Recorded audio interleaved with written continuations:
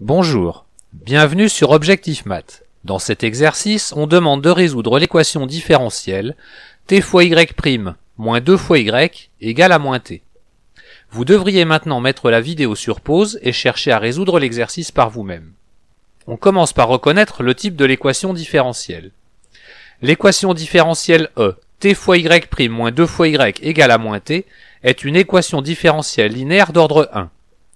Les fonctions qui interviennent sont toutes définies sur R, mais la fonction coefficient de y' s'annule en 0.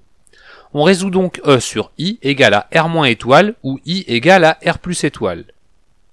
L'équation homogène associée à E est l'équation différentielle t fois y' moins 2 fois y égale à 0. Au lieu de se lancer tête baissée dans les calculs, on observe un peu l'équation et on essaie quelques fonctions simples, et on a vite fait de trouver que h admet la fonction qui à t associe t au carré comme solution non nulle. Les solutions de h sont donc toutes les fonctions f, telles qu'il existe une constante réelle k, vérifiant pour tout t appartenant à i, f de t égale à k fois t au carré. Il nous reste à trouver une solution particulière de E.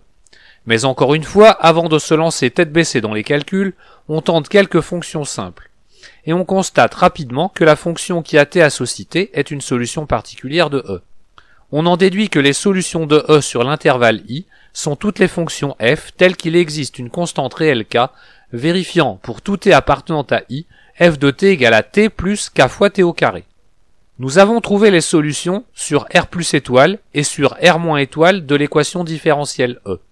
Si on veut trouver les solutions sur R tout entier, nous devons procéder au recollement des solutions. Nous l'effectuons en deux étapes et on commence par une analyse. Supposons qu'une fonction f définie de R dans R soit solution de E. En particulier, f est solution sur R plus étoile. D'après notre résolution précédente, on peut affirmer qu'il existe une constante réelle k indice 1, telle que pour tout t réel strictement positif, f de t soit égal à t plus k indice 1 fois t au carré.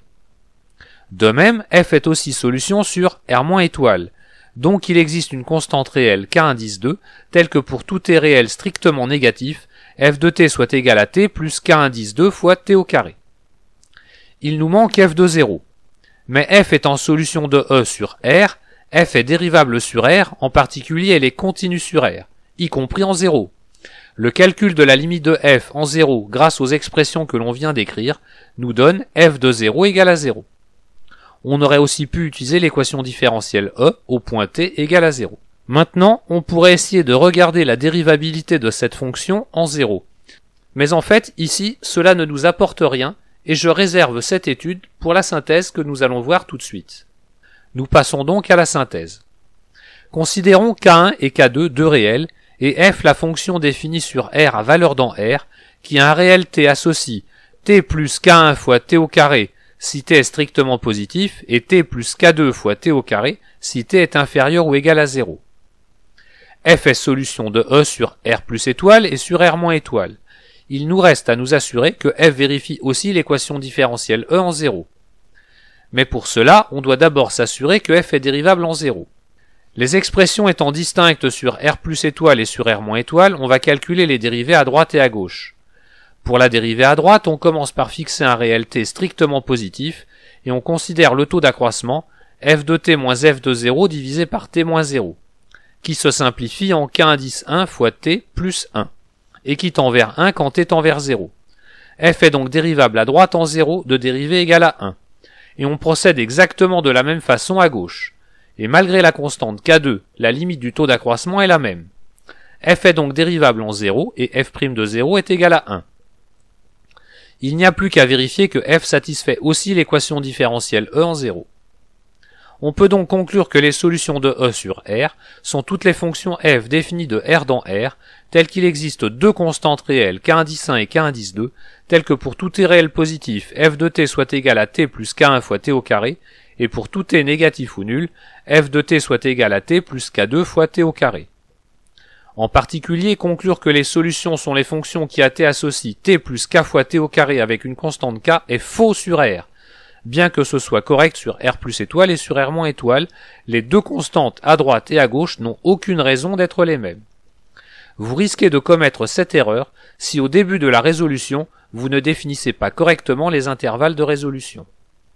Je vous suggère de comparer avec l'exercice 2, dans lequel les constantes d'intégration sur R plus étoile et sur R moins étoile ne peuvent pas être choisies indépendantes l'une de l'autre. Étudions maintenant le problème de Cauchy. Fixons T0, Y0 un couple de réels. Si T0 est nul et Y0 est différent de 0, l'étude du recollement des solutions nous prouve qu'il n'y a aucune solution f vérifiant f de 0 égale à Y0. Par contre, si T0 et Y0 sont tous les deux nuls, toutes les fonctions solutions de l'équation différentielle sur R vérifient f de T0 égale à Y0. Si T0 est strictement positif, il existe une unique solution f de E sur R plus étoile, car R plus étoile est un intervalle où la fonction coefficient de Y' ne s'annule pas. Par contre, il existe une infinité de fonctions f, solution de E sur R, vérifiant f de T0 égale à Y0. Il en va de même si T0 est strictement négatif. Voici quelques représentations graphiques illustrant le problème de Cauchy. On se donne un réel T0 strictement positif et Y0 un réel quelconque. Sur R plus étoile, il existe une unique solution passant par le point de coordonnées T0, Y0. Par contre, on obtient plusieurs solutions sur R en changeant la constante d'intégration sur R-. Et si le point T0, Y0 est situé à l'origine, on obtient une infinité de solutions en faisant varier comme on le souhaite les deux constantes d'intégration sur R plus étoile et sur R- étoile. Et voici enfin une illustration obtenue avec Python. Le fichier est disponible ainsi que tous les fichiers Python du chapitre en suivant le lien donné dans la description de la vidéo. Il faudra prendre garde que la fonction ODEINT ne trouve pas par elle-même toutes les solutions. La solution verte sur R+, peut se prolonger avec n'importe quelle solution sur R-. Il est préférable de ne pas travailler avec ODEINT sur un intervalle contenant un point où la fonction coefficient de Y' s'annule.